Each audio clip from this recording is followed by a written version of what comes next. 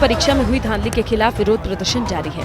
Candidate की अहम मांग है कि 5 मई को हुई परीक्षा को रद्द कर दोबारा कराई जाए, लेकिन सरकार हर जतन कर रही है। परीक्षा रद्द कर दोबारा कराने के मसले पर सरकार अभी भी खामोश है। हालांकि सरकार फुल एक्शन मोड में है। केंद्र सरकार ने नीट यूजी परीक्षा में धांधली के आरोप को बेहद गंभीरता से लिया। इसकी जांच सीबीआई को सौंप दी गई है, जिसकी जानकारी शिक्षा मंत्रालय ने दी। शिक्षा मंत्रालय ने अपने बयान में कहा कि 5 मई को एनटीए ने नीट यूजी की जो परीक्षा कराई उसमें कई अनियमितताएं सामने आई हैं। एनटीए की तरफ से कराई जाने वाली कई परीक्षाओं में अनियमितताएं, पेपर लीक पर बढ़ते विवाद के बीच शिक्षा मंत्रालय ने एक और एक्शन लिया। शिक्षा मंत्रालय ने एनटीए के महानिदेशक सुबोध सिंह को हटा दिया है। नीट यूजी और यूजीसी नेट में कथित अनियमितताओं को लेकर उठे विवाद के बीच एनटीए के महानिदेशक सुबोध सिंह को हटाने का फैसला लिया गया। सुबोध सिंह को अगले आदेश तक कार्मिक और प्रशिक्षण विभाग यानी डीओपीटी में अनिवार्य प्रतीक्षा में रखा गया है। भारत व्यापार संवर्धन संगठन यानी आईटीपीओ के अध्यक्ष और प्रबंध निदेशक प्रदीप सिंह खरेला को नियमित नियुक्ति किए जाने तक एनटीए के महानिदेशक का अतिरिक्त प्रभार सौंपा गया है। नीट यूजी में धांधली के आरोपों के चलते उठे विवाद के बीच सरकार ने एक और एक्शन लिया है। शिक्षा मंत्रालय ने शिक्षाविद, टेक्नोक्रेट और विशेषज्ञों की एक कमेटी का गठन किया है।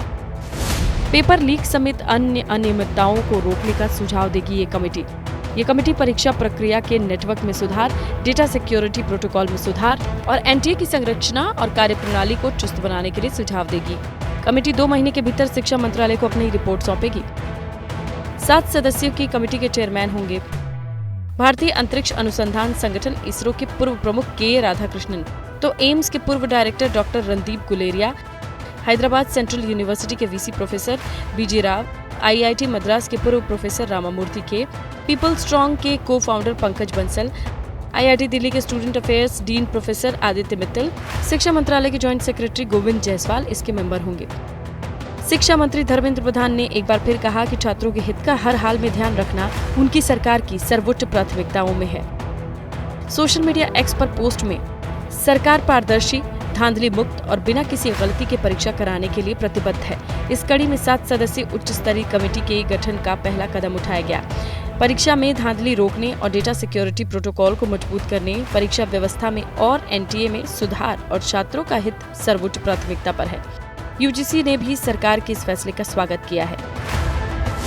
It's a welcome step forming a high-level committee under the chairmanship of Dr. K. Radhakrishnan towards assuring the entrance examinations transparent, smooth and fair conduct.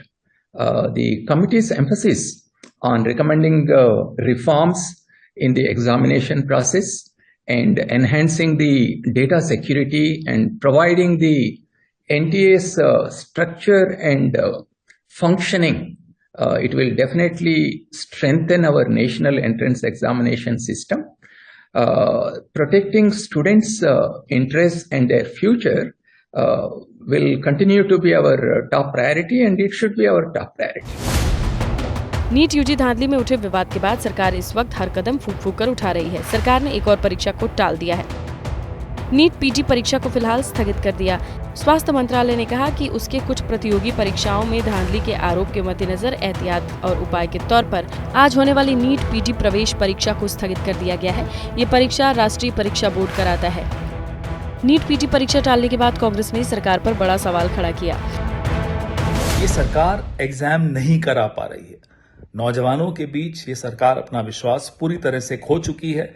जो शिक्षा मंत्री आज से 4 दिन पहले एनटीए को क्लीन चिट दे रहे थे, अब एनटीए के डायरेक्टर जनरल जो एग्जाम्स के हैं उनको हटा रहे हैं।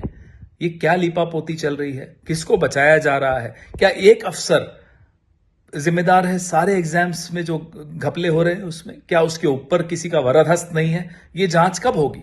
कब ये सारे जवाब लोगों को मिलेंगे? कब ये सरकार सिर्फ एग्जाम ठीक करा पाएगी?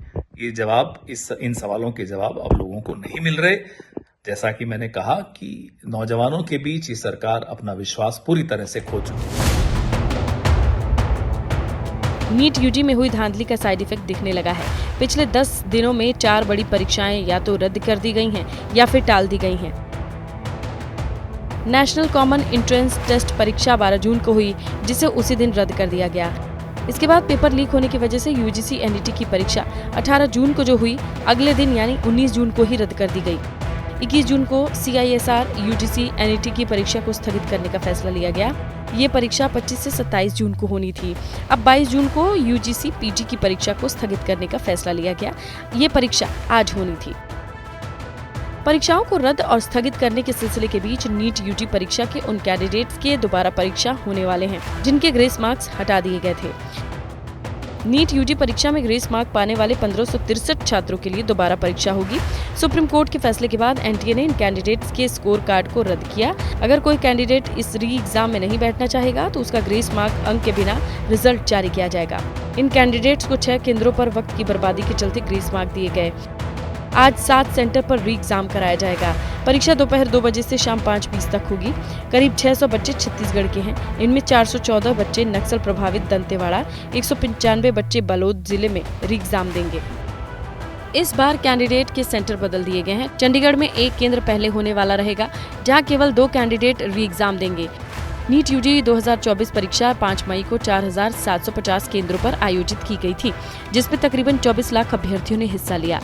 NTA के इतिहास में पहली बार 66 छात्रों ने पूरे 720 मार्क्स हासिल किए, जिसमें हरियाणा के फरीदाबाद के एक केंद्र से 6 कैंडिडेट के नाम शामिल हैं।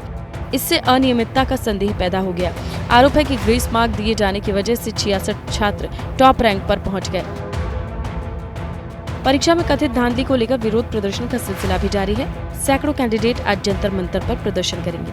वाराणसी में छात्रों ने नीट और नेट परीक्षा में हुई धांधली के खिलाफ जमकर विरोध जताया। छात्रों ने अपनी डिग्रियां जलाकर जूता पॉलिश करके सरकार के खिलाफ नाराजगी जताई।